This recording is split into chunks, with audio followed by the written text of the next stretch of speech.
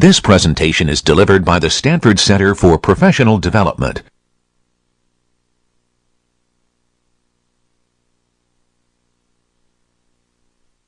Hey everyone, welcome. I have one handout for you today. It is assignment 3. It is due next Thursday evening. You'll get assignment 4 next Wednesday. It'll be due the following Thursday evening. You'll get a written problem set a few Wednesdays from now. It won't need to be turned in. I'll talk about that more when I actually give it out. But it'll provide a collection of written problems that you'll be responsible for the midterm come the following Wednesday night. When I left you on Monday, I had really just gotten through what at the moment was the full implementation of a generic stack. I've actually made parts of it easier than it really needs to be because we focused on storing ints and doubles and characters and booleans. What I want to do now is put off the implementation for about 10 or 15 minutes, look at that again, and think about how we would use it to store a stack, use a stack, a generic stack right there to store a collection of strings and print them out in reverse order. Now the nonsense code I'm going to put on the board is effectively going to just print out the reverse of an array, but it's really in place to illustrate the mechanics of using those 4 functions when you're storing C strings. That's going to become very important come assignment 4 to manipulate C strings, so that's why I want to do this. So just imagine this right here being your main function. I don't care about argc and argv, but I do care about declaring one of these things. And I'll emphasize the fact that it is a string stack. And what I want to do is I want to press on 4 deep copies of these strings right here. Const char star. I'll just say letters. Is equal to, actually, you know what, let me not call them letters. Let me just say friends. And I'll set it equal to this array. Al, Bob, Carl, and that'll be enough. So what I want to do is I want to declare one of these stacks. This picture I get right here, according to that type def over there, isn't very sophisticated. It's 16 bytes of nothing, or nothing meaningful. Okay, but I rely on stack new ampersand of string stack, where I pass in size of char star. And all of a sudden now it's getting a little complicated. I'm going to ask the stack to basically keep track of the addresses of dynamically allocated C strings. Okay? So what I want to do is I just got this picture. This points to a 16-byte blob. 4 bytes, there's no, the depth of the stack is 0, but I have space before elements. This 4 right here is really size of char star. What I want to do is I want a for loop from I is equal to 0, I less than 3, because I want to go ahead and I want to make a copy of each one of those strings. I do this. Char star, I'll call it copy, is equal to stirdup of friends of I. Okay. This is an important enough variable that I actually want to draw it. Copy. On the very first iteration, when I is equal to 0, it is set to point to a deep copy of al \0 in the heap. What I want to do, and I think this is the best way to phrase it, is that when you push an element onto the stack, you transfer ownership from you to the stack. And the way you do that, based on this right here, is for me to do stack push which stack, this string stack that I've just initialized. There's some drama and controversy over what the next argument should be. Since I am storing char stars, that means that these things, even though the stack doesn't know it, that they have to hold as material these 4-byte character pointers. Okay? That means that I have to pass in the address of a car star so it knows to go to that address and copy the four bytes into the stack. Does that make sense to people? Okay? Because I'm putting the ampersand here, it knows to go and replicate that material right there so that it points there, increments this to a 1. On the very next iteration, I reuse and I actually destroy and redeclare copy to no longer point to Al, but as it's redeclared and reinitialized, it's set to point up to Bob. This is copy on the second iteration. I pass that in. It replicates the material that's in there because it has the address of that size of car star figure so that it can replicate that address right here. And so it's almost like this as a for loop blows up 3 balloons, okay, with Al, Bob, and Carl's name on it. And then knowingly mem copies the end of the string or the tail of the string and actually copies it to the stack behind the scenes. Do you understand what I mean when I say that? Okay, so I'm really transferring ownership of these 3 dynamically allocated copies over to the stack. What I want to do now is I want to go ahead and I want to print these things out. I really want to ask for ownership back. So I'm going to do this, car star name, and then for int I is equal to 0, I less than 3, I plus plus. What I want to do is I want to ask for the stack to pop off string stack, and I want it to place the most recently pressed or pushed kite string back into the space that's right here. Okay, so I want it to, this would have been set up to point to Carl.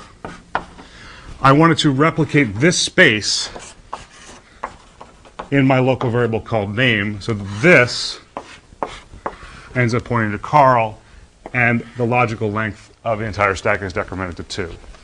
Okay, does that make sense? The way I do that is like this. Then I can do this. This is the equivalent in C of cout. Printf, where this is the string, %s is a placeholder for the string to be printed. And then I can go ahead and free name.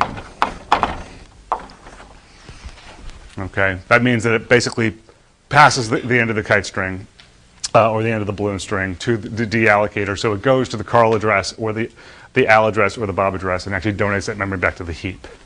I want to be clean about it. I do stack dispose at the end, and I just pass in ampersand of string stack, and that is that. Okay. Now, these ampersands right here typically don't surprise people because I'm dealing with a direct allocation on the stack frame of this function, of a thing called string stack, and I have to pass the location of it around. Okay. These ampersands right there very often surprise people. If you did not put them there, for many of the same reasons we saw in previous examples, it would still compile and run. But if you provide this address to stack push, then you're getting it right. But if you actually don't include the ampersand right there and you pass in that value right there, it's going to go ahead and replicate bob \0 as if it's an address and copy that into the stack frame. Okay, that's not what you want. Okay, does that make sense? Okay, very good. Now the problem comes, suppose I go ahead and I comment all of this out. Or I set this equal to I less than 2 or something. Suppose at the time I actually call stack dispose. The stack actually has some material that it still owns. Okay? I've been very symmetric in the way that I allocate, build up, bring down, and then dispose of. But the stack shouldn't be obligated to be empty, or the client shouldn't be forced to pop everything off the stack before they call stack dispose. Stack dispose should be able to say, okay, I seem to have retained ownership of some elements that were pressed onto me. I would like to be able to dispose of these things on behalf of the client before I go and clean up and donate this blob of memory back to the heap. Okay? Many times there's nothing to be done at all. When this thing stores ints or longs or doubles or characters, you don't have to go in and zero them out. That's really not that useful. You do have to be careful about donating back any dynamically allocated resources or maybe any open files. That's less common, but dynamic memory allocation is certainly more common. If these things really are owned by the stack at the time it's disposed of, then the stack dispose function has to figure out how to actually pass these things right there to free, just like we do right there. Does that make sense to people? Okay. It's actually very difficult to do that because the implementation of stack dispose doesn't actually know that these things are pointers. It just knows at best that they're 4-byte figures. It is capable of computing these addresses. And so if the depth of the stack is 3, so that those 3 arrows are arrows that point to elements it's holding for the client, it could pass those 3 arrows to some disposal function. Okay? Now, this isn't always going to be a simple pointer. This might be a struct with 3 pointers inside. Okay? It might be itself a pointer to a struct that has 3 pointers inside. So you want to have some very general framework for being able to free whatever's at those 3 arrows if, in fact, there's any freeing needs. So what I want to do here is I want to upgrade this right here to not take 2 arguments, but to take 3 arguments. And this is what it's going to look like. This is the upgraded stack new function. Stack new is going to do that.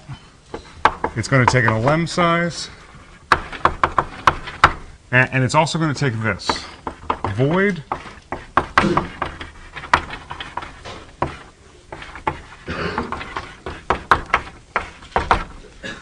free function takes a void star and doesn't return anything. The idea here is that I want to pass to the constructor function information about how to destroy any elements that it holds for me when I call stack dispose. Okay? Those 3 arrows, if you're dealing with a stack of depth 3 and it's storing strings, it's prepared to pass those 3 things in sequence. At least that's what I want to write code for. Those 3 things in sequence to this function that you write and pass the name of to your stack new function. Okay? And it will invoke this function for every single element it holds for you. Since we write this, we can accept the void stars right there, reinterpret them in this case to be the car star stars we know them to be, dereference them, and pass them to free. Okay? Does that make sense to people? Yes, no? Okay. So I have to rewrite a few things. I have to actually store the free function as a field inside the struct. That means that this is a picture. We'll actually have this 5th field that points to a block of code that knows how to free things for me. Okay? We have to also handle the scenario where we're storing ints or doubles in the stack, and there actually is no freeing to be done on behalf of those things.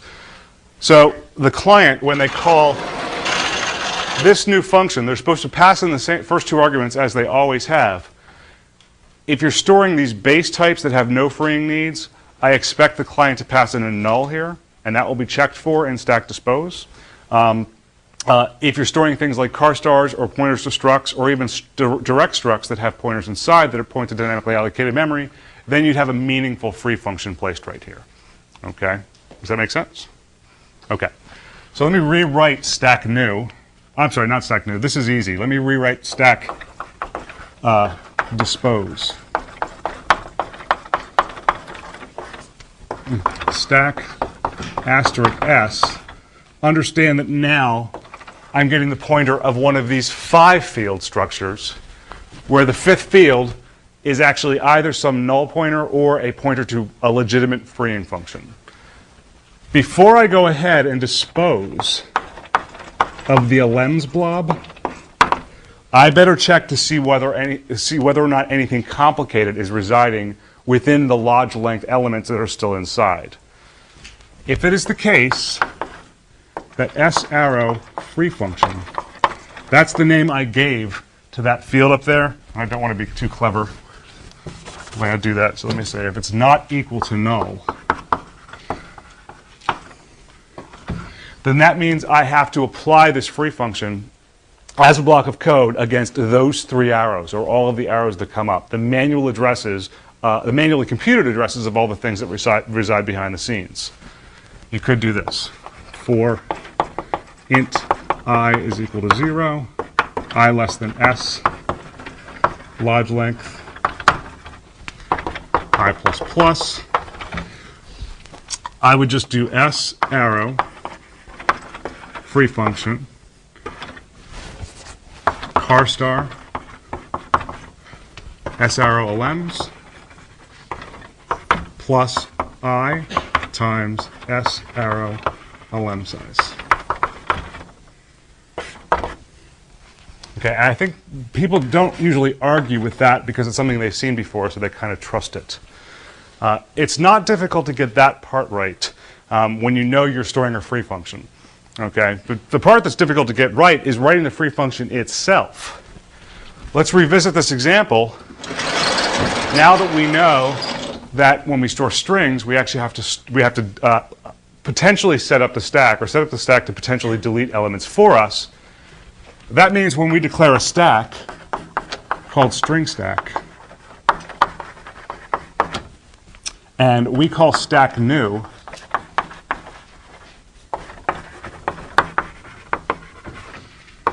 with size of car star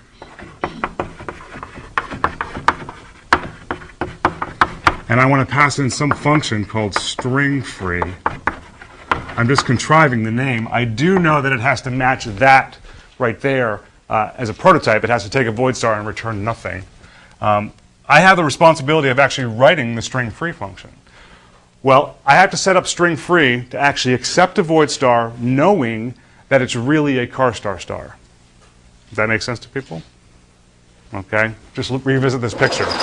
These are the types of things that are going to be passed to my free function. I need to reinterpret that as something that's at least dereferenceable, okay, and then hop into the actual rectangle or the box and take that number and pass it to the free function, okay? So, as an aside, prior to doing this, you would implement string free to take a void star, whoops, let's give it a name, Alem or VP or whatever you want to do. And because I'm writing this specifically for the car star stack case, I would just do this.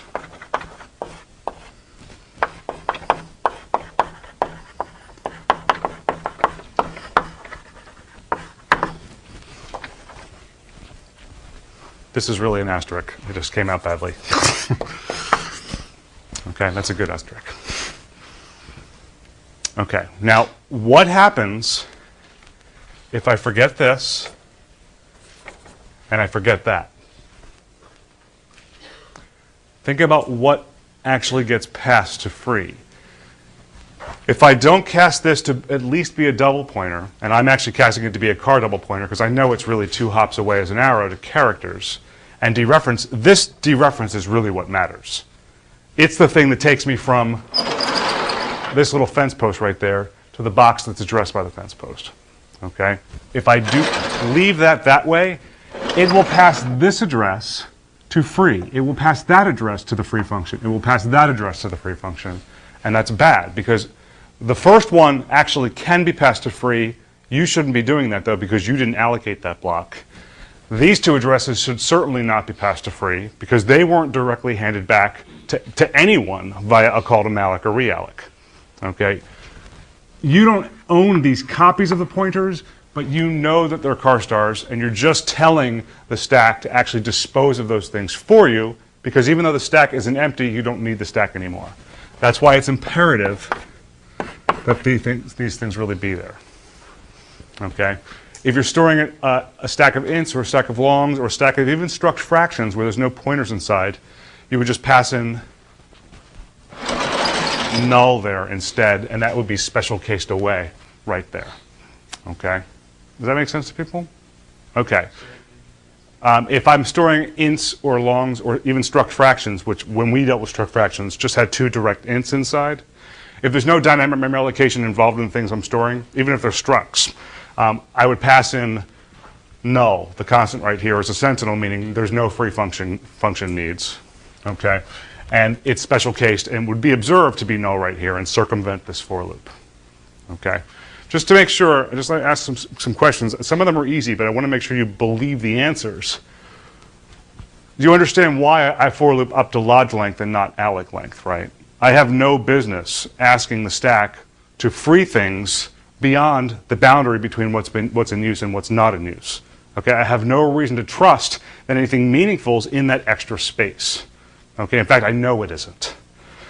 How come I don't free the element using this function right here just before stack pop exits? Do you understand what I mean? Like if the stack is saying, oh, they want an element back, I better return this. Why isn't the stack applying the free function to the top element before it returns it? Well, the way I framed it there, it kind of sounds like an idiotic question. But you're not really transferring a copy of the string back. You're transferring ownership of the original string back to the client. You're taking this pointer and using memcopy to replicate it in client-supplied space. So if you do that and they have an alias to a pointer that you have an alias for, and then you apply the free function to it, you're killing the string one instruction after you actually give it back to the client. Okay? Does that make sense? Okay, that's great. Even if all the code makes sense, just be sensitive to the fact that the compiler does not help you out as much as we'd like.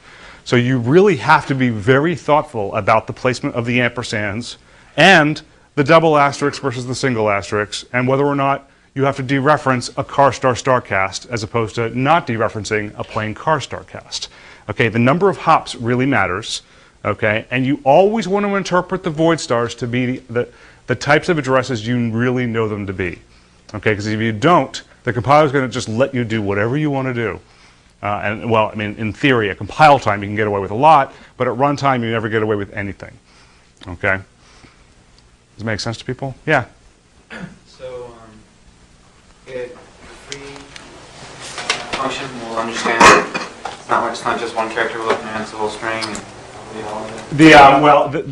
That's not so much. That has nothing to do with strings as so much as it has to do with malloc and free.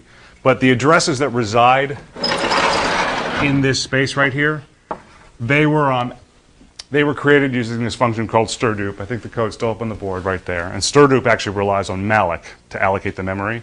Behind the scenes, even though it's not exposed to us, it actually keeps track of exactly how much memory is part of that blob. So as long as you pass the leading address to it, it goes to a file where everything is kept track of, and it compares that address to something in a symbol table or something else to recover the actual allocation size, so it knows exactly how much to donate back to the heap. Does that make sense? Okay. And the question way in the back. In the first line of int main, should that be a double constant? It absolutely should be. Thank you. This should either be a double star. I meant to do this. Sorry, that's the way it is always in my sample code. I just forgot to do it here. Sorry about that. There's another question that flew up over here. Yeah. In our part, why did you call free function? I mean, for free function you did not malloc. But I did actually. There's a malloc that happens as part of that stirdup. So every single string either has to be freed by the stack itself as part of stack dispose, or if it comes back to me because I've asked for it via stack pop, then after I'm done with it, I have to properly dispose of it.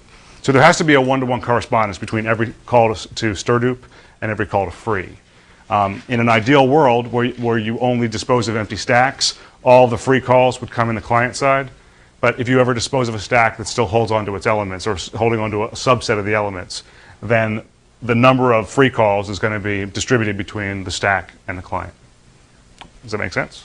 Okay, that's good. Okay, so what assignment 3 is all about, it actually turns out that assignment 3 used to be a very, very difficult assignment, but I started doing this in lecture about, like, I don't know, like 3.5 years ago. And then all of a sudden things became much more clear when it come assignment time, because the implementation you write for the first half of assignment 3 is really just an extension of this. Rather than actually just dealing with push and pop as operations, those are the dynamic operations where mem copying goes on. I want you to generalize it so that you can insert anywhere. And you're familiar with that from a data structure standpoint using the capital V vector from 106 or the lowercase v vector from the STL that you use in assignment 1 and 2. Okay? Does that make sense? There are two things that I just want to mention before I formally put this material to bed. And I want to talk a little bit about the implementation of malloc and free and realloc and how they work. It's actually very interesting, I think. But I have to talk about two other functions that come up during the implementation of assignment 3. I should just talk about them. Let's,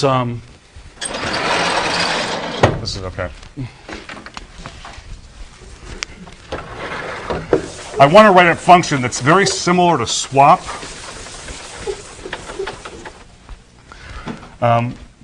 I want to write a function called rotate. This actually imitates a function that's provided as part of the STL library, but I'm going to write it in pure C. And I'm going to pass in 3 void stars. Void star, I'll call it front. Void star, I'll call it middle. And void star, I'll call it end. And what I want to do, I'll use this board to draw a picture, is I want front, middle, and end to actually be sorted pointers that point to various boundaries inside an entire array. So let's assume I have an array of 50 integers. Okay? And for whatever reason, I want to move the front 4 all the way to the back. Okay? Does that make sense to people? So think of it as like a bookshelf with 50 books on it, and for whatever reason the front 4 are out of alphabetical order, and you decided to take them out as a chunk and move them to the back, but in the process you have to slide 46 books forward. Okay? Now drop the word book and use the word int, and that's what I want to do. The intent of this rotate function is if it's given the absolute opening address of the entire figure, it's given the midpoint that separates front from back, even though they're not equal sized. And then end is actually a past the end iterator in the C++ sense, but it's really the address of the first byte that has nothing to do with the array. I can manually compute the number of bytes that's right there. I can manually compute the number of bytes that's right there from these 3 void stars. Okay, this is an implementation, needs to know nothing at all about the fact that that happens to be 50 ints over on that drawing.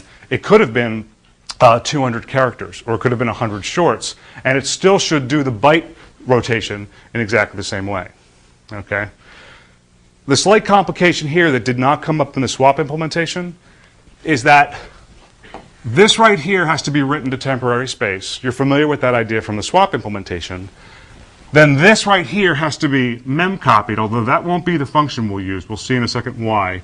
This has to be mem-copied from right here to right here. Does that make sense?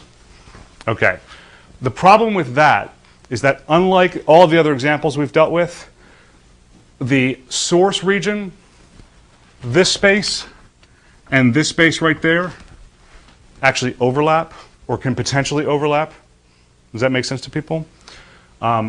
The implementation of memcopy is brute force. It carries things 4 bytes at a time, and then at the end does whatever mod tricks it needs to copy off an odd number of bytes.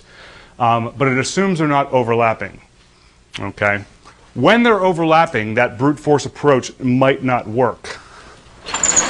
Suppose I want to copy these first 5 characters and this is meaningless, and this is meaningless.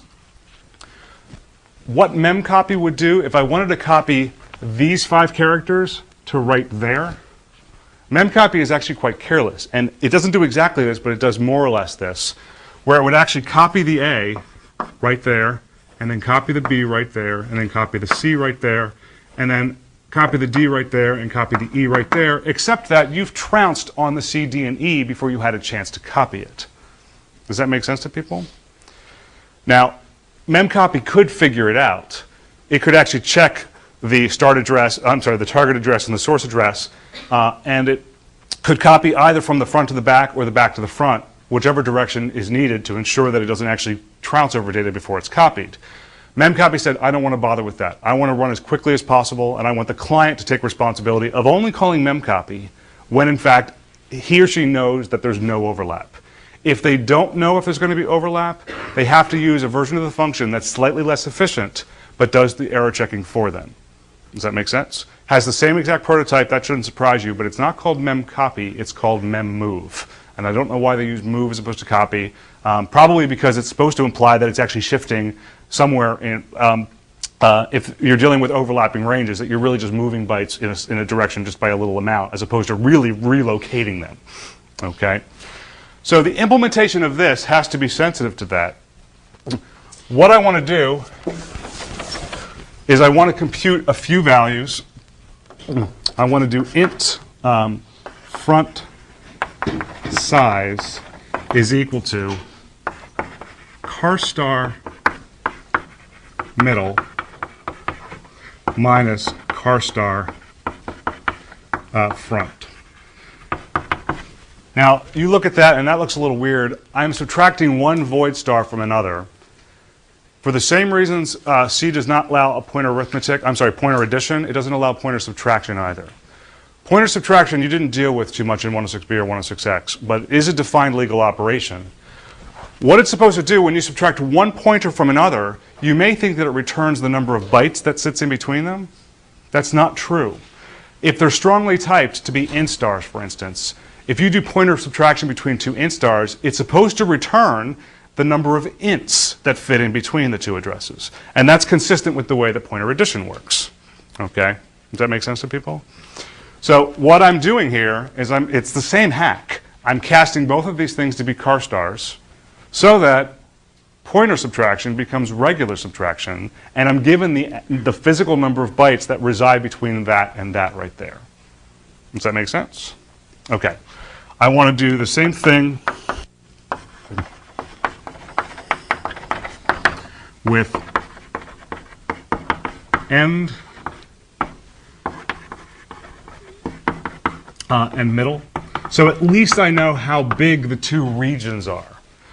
What I can do now is I can declare a raw buffer, just like I did with the generic swap function, car buffer, and I can allocate it to be of size front size. Again, this isn't ANSI standard, but it works on our compiler, and it's so much nicer that I'm just going to do it. So now I have a character buffer that's just as big as this thing is here in terms of bytes. So maybe that's set aside right here. Because I said those were ints, if I draw even close to scale, it will be of size 16 right there. And then I use memcopy. I actually prefer to use memcopy, and I want you to use memcopy if you know you have the option to. I want to memcopy into this buffer from front size. So that if this as a figure happens to reside there, it's replicated right there. And if these are 4 ints, then this will eventually be able to stand in as 4 ints when it's placed in integer space.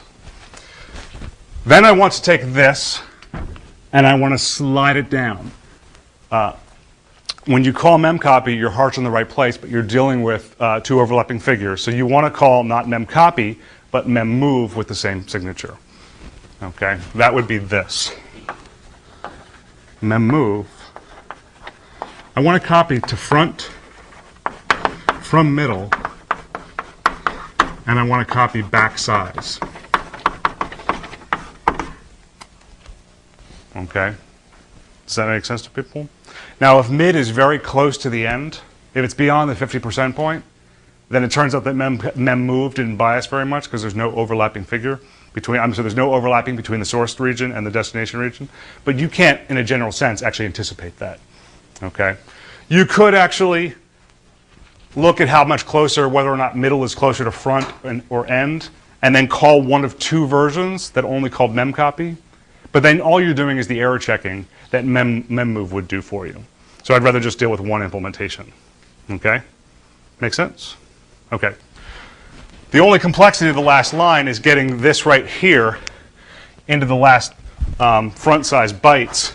I don't actually have a target pointer for this, but what I'll do is I'll mem copy. That's okay, because I'm copying from the buffer.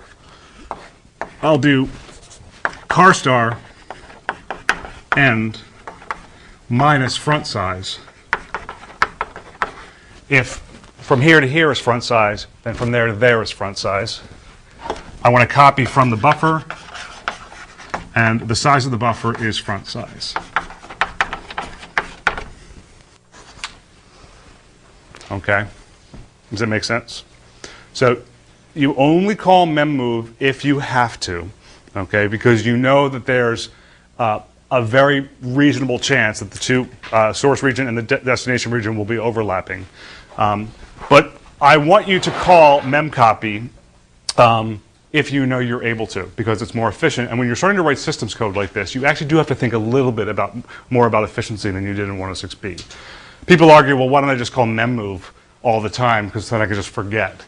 You're right, you could, but I'd rather you not. So I actually want to pretend that mem move actually blows the computer up if the two regions don't overlap, okay? Because I want you to call mem copy if you know you can, okay? Does that make sense to people? Okay. The only other function I have to mention briefly, and actually I have plenty of time to do it, so but I just want to go over the prototype of the generic quicksort function that exists in the C language. Okay, when you're sorting, there's no key. There's just the array, the element size, the number of elements, and then the comparison function is still relevant. You know how bsearch takes 5 arguments? Well, qsort only takes 4. It punts on the key. Everything internally is a key compared to everything else, and it just uses the comparison function to guide it in doing all these generic swaps behind the scenes. I do want you to use qsort. I just want to put the implementation up on the board so that I can say I formally covered it. But you're all familiar with just sorting in general. Quicksort happens to be a very fast sorting algorithm. It has this as a prototype. Qsort takes a void star called base. It takes an int called n, or size actually. An int called a lem size. And then it takes a comparison function that knows how to compare two generic addresses. And there's that. And that's the prototype for it. If you want more detail, this is even relevant to some degree in assignment 2. If you happen to be stuck on using bsearch and you just want to use some more details, you can, at the command prompt, type in man qsort, and you will get more information about qsort than you care to get. But it nonetheless, at the top, will remind you what the prototype is and what all the arguments are named, so you know which ints correspond to which. Okay? You can do man on bsearch. Man is short for manual, so it just basically gives you a textual documentation of that function. Also mem copy, mem move, and I think there's some other ones. Malloc, realloc, free. These are the types of functions that are exercised aggressively by assignment 3. So you'll definitely want some resource to go to if it's 5 a.m. and you're working on it and there's nobody around. Okay. Does that sit well with everybody? Okay. So you have plenty of time to do assignment 3. It has turned out to be, I won't say it's easy by any stretch of the imagination because there's no advantage to me saying that.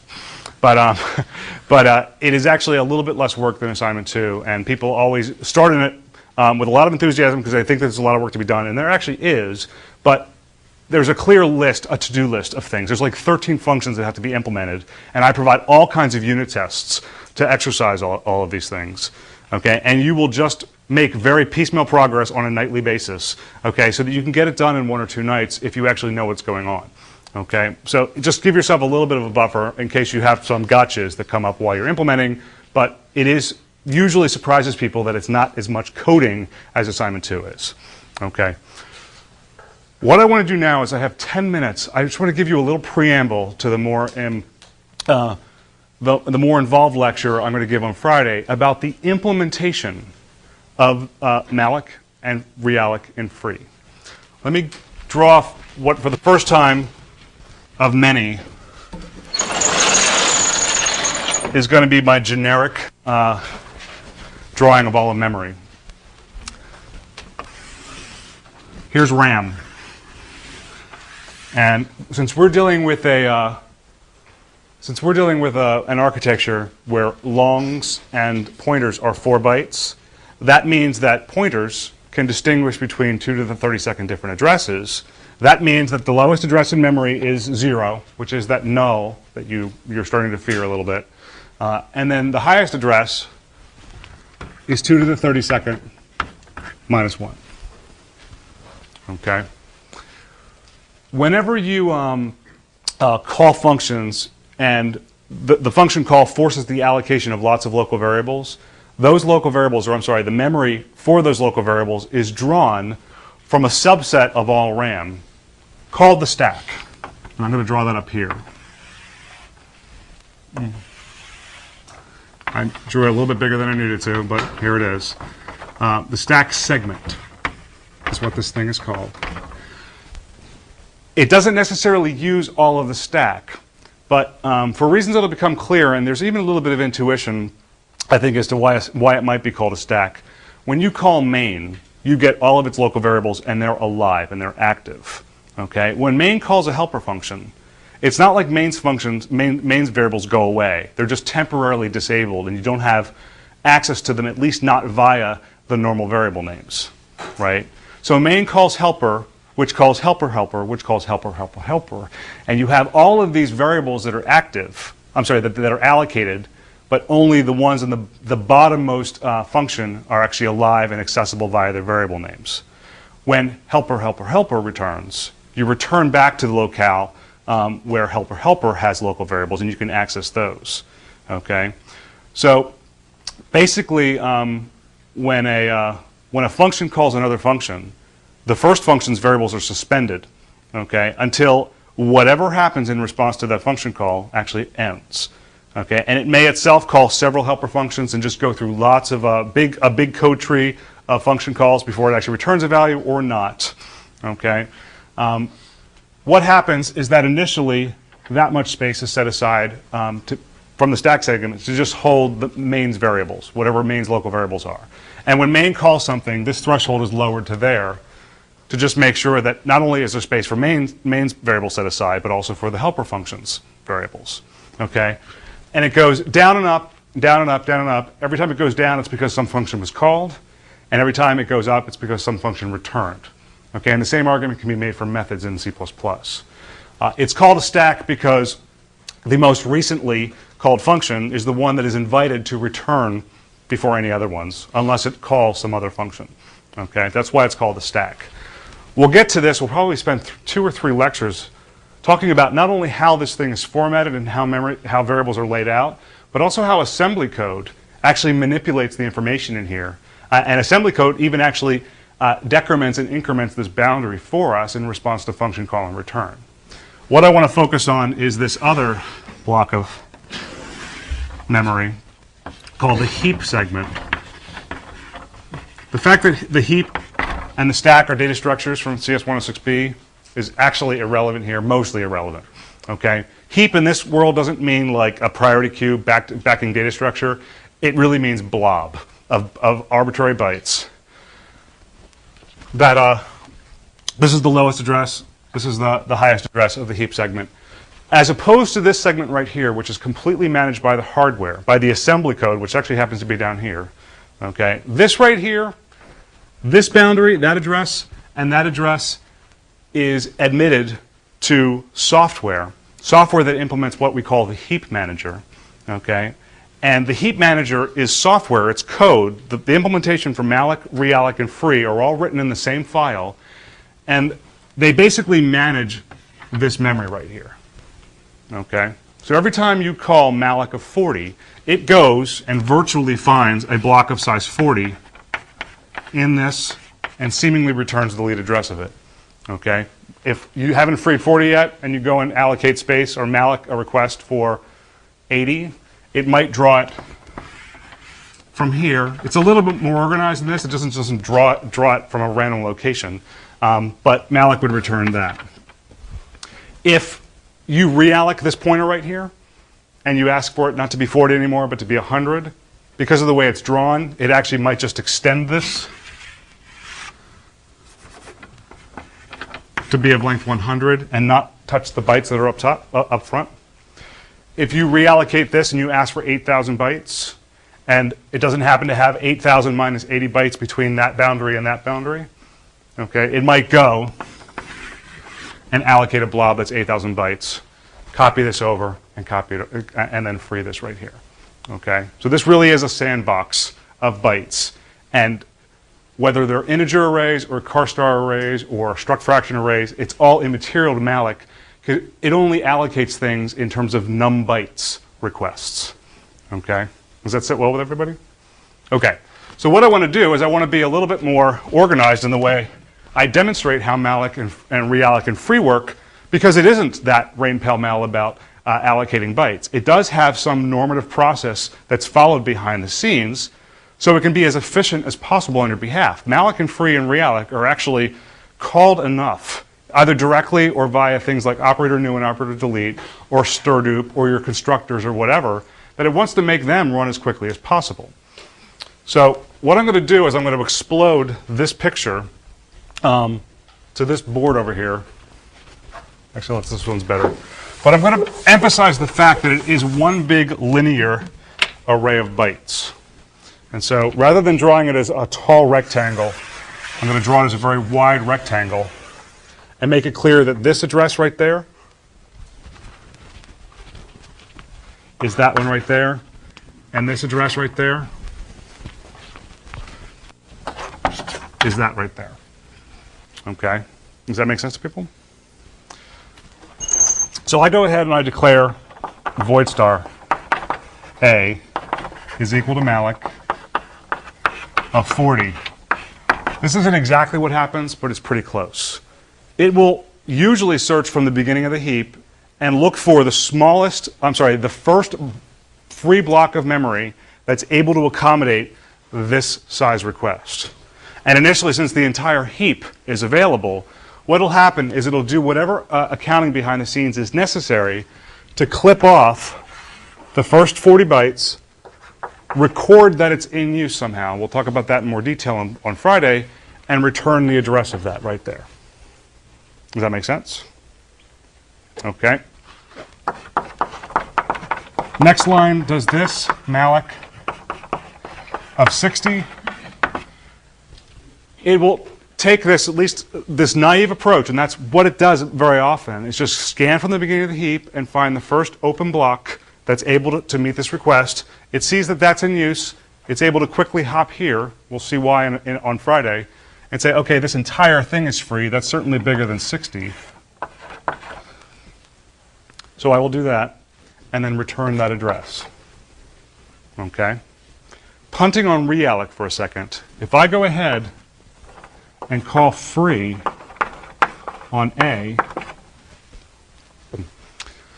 it will go in, because this address, this arrow right there, the tail of it is held in the A variable. It will go and remove the halo around this memory. It doesn't clear out the bit patterns, because the bit patterns are supposed to stop mattering, and then donates it back. So that if I do this, void star C is equal to malloc, and I'm obnoxious about it, and I say 44, it will look at this block right here. It will record it and note that it's a 40-byte free block that could have been used had this number been less than or equal to 40. But since it isn't, it has to hop over and consider this right here. So it will clip this off and return that address and bind it to C. If on the very next line I do this, some implementations actually carry off where the last search ended, but the way I'm talking about it, it always searches from the beginning. Okay? This time, this block is big enough to meet that size request, so it might clip this off, record that it's 20 bytes wide, and return that pointer again. Okay? Does that make sense? Entirely software managed with very little exception. Okay? And I say exception because the operating system and what's called the loader has to admit to the implementation what the boundaries of the stacks of the heap segment are. But everything else is really framed in terms of this raw memory allocator. Okay? As far as realloc is concerned, if I pass this address to realloc and I ask it to become bigger, it'll have to do a reallocation request and put it somewhere else, probably right there, the way we've been talking about it. If I didn't ask for that to be realloced, but I asked for this to be realloced, to go to 88, it would just extend it in place. What's going to happen, and we'll be more detailed about this come Friday, is that there really is a little bit of a data structure that overlays the entire heap segment. Okay, it is manually managed using lots of void star business. In a nutshell, let me actually, in the final 10 seconds here, let's say that this is the heap again. And just to emphasize what's been allocated and what hasn't been, let's say that this has been set aside. Let's say that this has been set aside. And let's say that this has been set aside. The data structure that's more or less used by the heap manager overlays a linked list of what are called free nodes. Okay? And it always keeps the address of the very first free node. And because you're not using this as a client, the heap manager uses it as a variably sized node that right in the first 8 or 4 bytes keeps track of how big that node is. Does that make sense to people? So it might have, subdivide that, and to the left of that line might have the size of the node, and to the right of that line might actually have a pointer to that right there. Okay? Now, it's not like there's ints and doubles typing any of the material over here. The heap manager has to do this very generically. So it constantly is casting addresses to be void stars and void star stars, okay, in order to actually jump through what this thing called the free list behind the scenes to figure out which node best accommodates the next malloc request. Okay? When you free this node right here, it has to be threaded back into the free list. Okay? Does that make sense? I'll be a little bit more detailed come Friday as opposed to this hand-wavy after 11:50 comment. Okay? But I want you to understand all this. Okay? We'll see you on Friday.